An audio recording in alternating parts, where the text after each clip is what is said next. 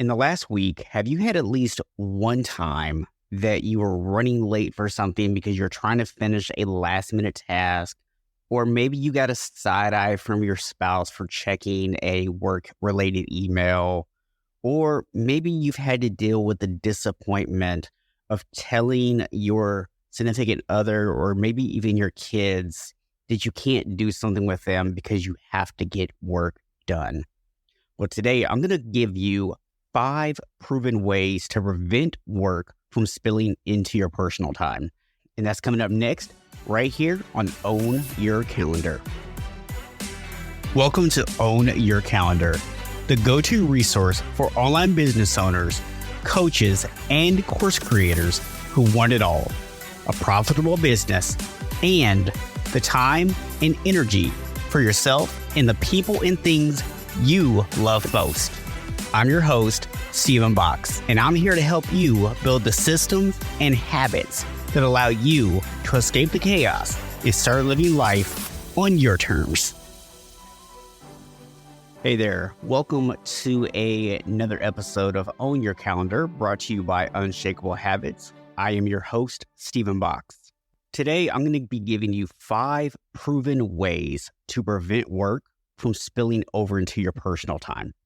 If you are an online business owner, course creator, or coach, especially one who works from home, this is something that is probably happening to you on a regular basis, maybe even every day, but I would assume at least once every week or two, you're having these issues pop up for you. And it can cause a lot of problems when our work is constantly bleeding into our personal lives. For example, if you are always trying to work on some last minute task, trying to get something done, you may end up being late for appointments, or maybe you're not late. Maybe you get there just on time, but you're kind of rushing in. And maybe you don't think people notice it, but they do. And the way it comes across is you don't respect other people's time, you're not prepared, and you don't have your stuff together. Now, you may not feel that way inside, and that may not be what's actually going on, but I can tell you from firsthand experience, that is the impression that people are getting about you.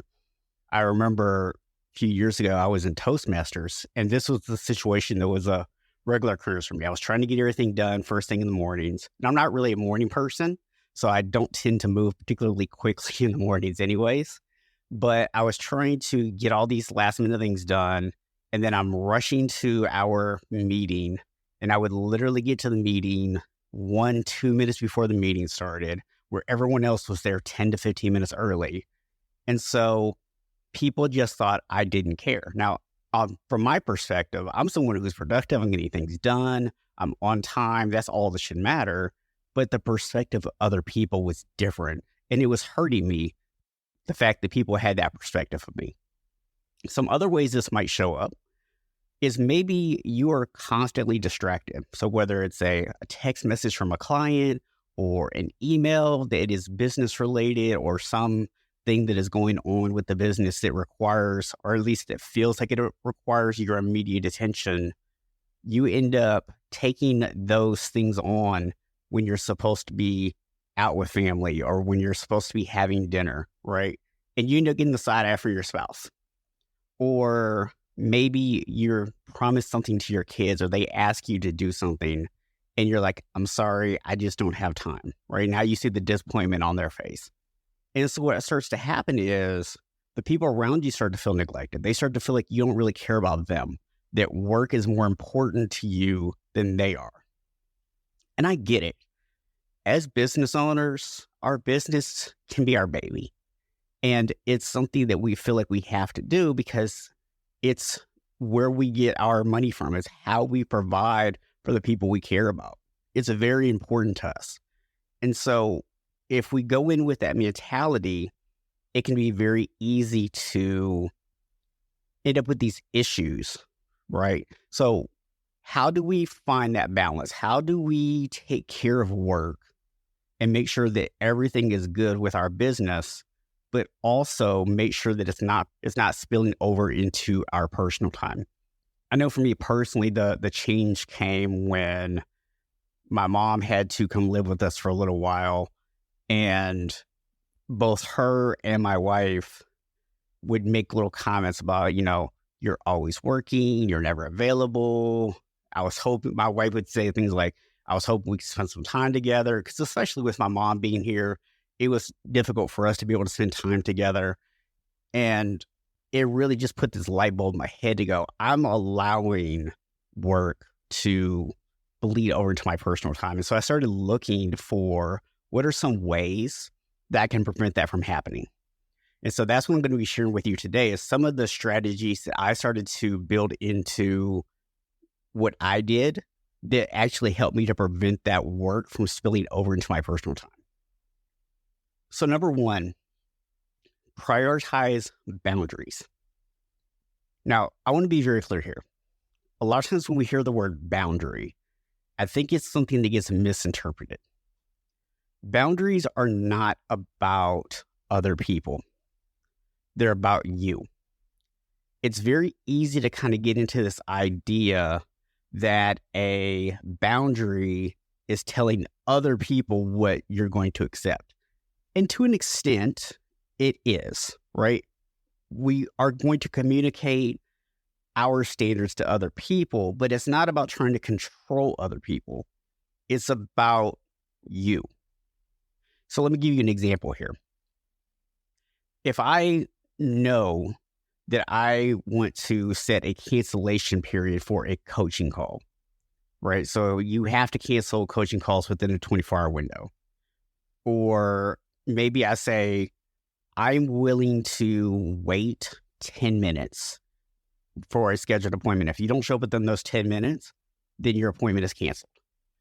What I'm really doing is I'm setting that space for myself. I'm buying back my time, right? I'm not going to allow someone to schedule a meeting with me and then cancel it an hour beforehand and me not get paid for that time. I'm not going to stick around for 30 minutes and give somebody an hour. Or maybe my policy isn't that I'll only wait the 10 minutes. Maybe my policy is you have a 60-minute coaching call. If you show up 30 minutes late, you only get 30 minutes, right? You don't get the full hour. So maybe that's my policy. But regardless of what it is, I'm deciding how I want to run my business. I'm deciding how I want things to look. And I'm communicating to other people that this is the way it's going to be. Versus what happens a lot of times is we don't put these things clearly. We don't communicate them. We don't set the boundary. And then when someone breaks that boundary, when someone cancels on you at the last minute, when someone shows up to a thing late, we end up lashing out, right? Or we don't say anything to the person. We passively aggressively do it. And we just are resentful for the person. And maybe we're talking about them in our head or to other people. And that's not healthy. All we had to do in the first place was decide how we wanted things to be and set that up. Now, another place that boundaries can come into play, especially if you work from home, is it's very easy for other people to kind of interrupt you. For a long time, I had a situation where friends would call me during the day because they're like, oh, well, you work from home. You're your own boss. You're free. I can just call you whenever I have some free time. And I had to teach them, hey, that's not acceptable. And so what I started doing is I told people like, look, these are my working hours. I will not be answering any calls or text messages during this time. And so I still get the occasional text or something from somebody that goes, oh, I just figured you would see it later. But for the most part, I don't really get those interruptions of my day anymore. And it all came down to just setting that boundary of going, hey, here's what I do. I work from this time to this time, and I'm not going to answer any phone calls or text messages or emails or anything else. And that is a boundary that I created. It's also helpful to have a spot in your house that is specifically for work, preferably one that has a locked door. But you also have to kind of communicate to, especially if you have little kids. I see this a lot of times with clients where they have little kids who like to come interrupt them. They like to come knock on the door or whatever. And so, going to your significant other and saying, hey, I really need this 90 minutes of focus. Can you make sure that you keep the kids occupied during this time so that I can focus? Right now, yes, you're involving someone else there, but sometimes our boundaries do require us to get assistance from other people. All right, so that's number one. Number two is build downtime into your schedule. Now, this one feels a little weird because usually when we talk about scheduling, we think about it from the standpoint that it's about productivity. And most of us don't think of downtime as being productive. So I want to kind of address this because I know the other thing with scheduling sometimes that pops up is that people don't like to schedule everything in, especially something like downtime, because it honestly feels rigid. Like I'm scheduling my downtime. That just sounds like, right? Like, why would I schedule that? Like, I want to just be able to just have downtime and enjoy it. But think of it as building a fence around a garden. It doesn't limit what you can grow inside the garden, but it does protect that space so you can plant whatever you want. If you schedule that downtime into your schedule, that time is protected. So now you actually have time for your workouts. You have time to listen to or read that book that you've been meaning to get to. You have that dedicated time to set aside for family. And because if you don't do this, if you don't build in that downtime, it's so easy for work to creep into those windows because that time is not protected. Number three is to account for small details on your calendar. This is something I actually saw another coach do, and I thought it was brilliant, is they had an appointment, and the way that they booked it off was, let's say their appointment was from 11 to 12, and they knew they were going to have to get in the car and they were going to have to drive for 20 minutes. So what they actually did was they had 10:40 to 11 o'clock travel time. And then they had the actual appointment, and then they had another 20-minute block after the appointment for travel time also. And this is something I think so many of us, and at least I know I've been guilty of this in the past, that we don't account for those little small moments, right? We don't think about the prep time for a coaching call. We don't think about travel time for an appointment. And it might seem insignificant, but those things add up. A couple of years ago, I had a client that I was coaching for exercise and nutrition. And this particular client was a star client, right? I mean, they were absolutely knocking it out of the park. They lost about 50 pounds over I think it was like 9-month period working with me, put on a lot of muscle, and they were doing all these things well. I mean, they were working out hard in the gym. They were doing things outside the gym I was asking them to do. They were following the nutrition plan that we came up with. I mean, they were a superstar client. But at some point around the middle of our time working together, he just hit this weird plateau. And it was weird because he had been seeing such gains, and no matter what we changed up, I mean, we were trying to make these adjustments to stuff, and no matter what we were doing, it didn't seem to be making a difference. And one day, we just happened to leave the gym at the same time, and I actually pulled up next to him at a red light, and I look over and I see him dumping, and I literally mean dumping, a huge thing of Tic Tacs, just dumping them in his mouth. So the next day I asked him about it, and he said, well, yeah, I mean, there's 0 calories. So I figured it was fine. And he didn't realize that while they're technically 0 calories, that food labeling allows them to basically say 0 if it's less than a certain amount. It's not actually 0. And they're just pure sugar. So he had been just eating Tic Tacs like crazy. And it was just enough that it was preventing him from seeing results. We cut the Tic Tacs out, instantaneously results started changing. We're back on track. So I share that story to show you that sometimes things that you might think of as insignificant can actually be the very thing that's preventing you from getting where you want to go. All right, so number 4 is learning to say no. I know this one's tough for a lot of people because saying yes can be rewarding. It makes us feel useful.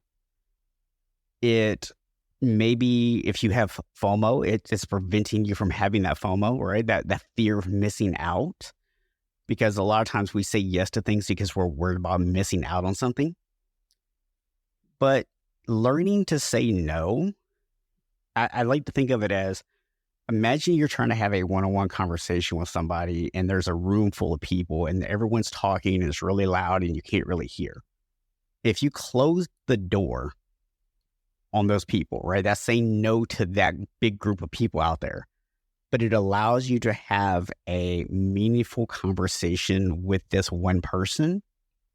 So in other words, you're saying no to those things so you can say yes to the meaningful conversation.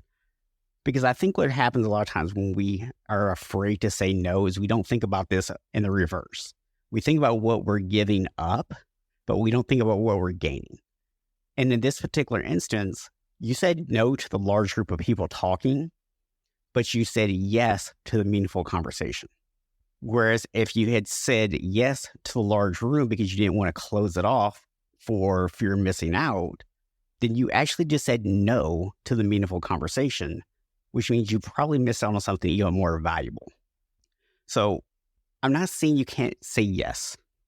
We want you to be able to say yes to things. I want you to be able to go out and do things that you love doing and be able to say yes to them. And that's why we need to build time into our calendar specifically for yeses, but we also need to learn to say no. And if you want to learn more about learning to say no, I do have an episode on learning to say no that I will link in the show notes for you as well. Number 5 is having a task management plan. And I break this down really into 2 categories. There is in the moment, you need a system for deciding how to handle a task. And then there's also more long-term strategic planning on how to handle tasks. So in the moment, if you look at something and that task is urgent and important, you should do it first. If it's important, but it's not really urgent, you should schedule it. If it's urgent, but not important, you should delegate it. And if it's not urgent or important, you should eliminate it. And this is something you can do every single day, something you can do right in the moment as something comes up. I also like to use a little bit more of a strategic method for long-term task management. And I call this the plan method. It stands for purge, leverage, automate, and nest. So purging is eliminating tasks that are not important and do not serve your larger goals. So it's very similar to the idea of not urgent or important, eliminate it. Purge kind of does the same thing, and you can use that every single day. Leverage is using tools, systems, or people to get tasks done more efficiently. Now, I like to be very specific here when it comes to leverage. These are tasks that I want to actually get back in my hands. So I'm not completely just handing these off, but I am handing off certain elements of it, and then I'm having it come back to me in a more ready state for me to deal with. And personally, I like to look at about every month. Some people might go every quarter, but I like to do every month. I like to look down and see, are there tasks that need to be better leveraged within my business? Then A stands for automate. And this is about setting up systems and workflows to handle repetitive tasks automatically that you don't really need to touch. So for example, when I'm booking people for the podcast or I'm booking coaching calls, I have a service I use called Calendly that allows me to go in and set all of my availability, opens up time slots for different things, and people can go on and book themselves. So I'm not dealing with back and forth. Oh, when are you available? Are you free at this time? I don't deal with that stuff. Here's my calendar link, book it. Right. So I don't have to worry about that. And I don't ever have to get involved in it. So that's automation. And I like to, again, about once a month, go back and review, are there things that I could automate that are not currently being automated? And then finally, and the plan method stands for nest. And this is all grouping similar tasks together to complete them more efficiently, or some people might call it batching. So for me, I look at my day, and I do this every day. I look at my task list for the day, and I say, are there things that I can group together? An easy example of this is I get some exercise in every day. So whether that's going down to the gym, whether that's walking in here on my walking pad that's in my office, I also like to listen to audiobooks, get some education, get some knowledge in. And when I'm working out, it's a good time for me to be able to do that, especially on the walking pad where I really don't need to focus on movements and things like that. I'm just walking. I like to throw in my earbuds and listen to the audiobook while I'm doing the walking. Now, instead of me having to schedule 15 minutes to walk in the morning and 15 minutes to listen to an audiobook, I'm able to do them both at the same time. So I'm able to batch those or nest those items together and be more efficient and buy back 15 minutes of my time. So allow me just to quickly recap those 5 ways for you. Number 1, prioritize your boundaries. Number 2, build downtime into your schedule. Number 3, account for small details on your calendar. Number 4, learn to say no. And number 5 is have a task management plan. So guys, thank you for joining me today on another episode of Own Your Calendar. If you want to take the next step in getting more organized for your days and prevent your work from spilling over into your personal time, I want to invite you to go over to our website, unshakablehabits.com. I'll also have a link in the show notes, and book a free habit audit with me. And let's sit down and let's look at how you're spending your days, and let's look at where the opportunities are for you to buy back some of your time so that you aren't having work spill over into your personal time and you actually have more time for things like exercise or spending time with family or just having some quiet time to yourself. And if you liked today's episode, please share with a friend so they can also get the benefits of it. And make sure you join us on our next couple of episodes here. Actually, we're going to have a special 3-part series with Randy Pryor, and he's going to be sharing about a personal story of something he went through with separating from his wife and repairing that relationship. So he's actually going to talk about 3 mistakes that most guys make when trying to save their marriage. And if you have been having work spill over into your personal time, there is a chance that maybe your marriage is in trouble. And this is something that even if you are a woman, I think you'll get a lot of takeaways from Randy's story, but he's obviously telling it from his perspective. So it is 3 mistakes that he sees that most guys make, but I do think it is relevant whether you are a man or a woman. So tune in and check that out on our next episode. And until then, this is Stephen Box reminding you, as always, today is a great day to escape the chaos and start living life on your terms.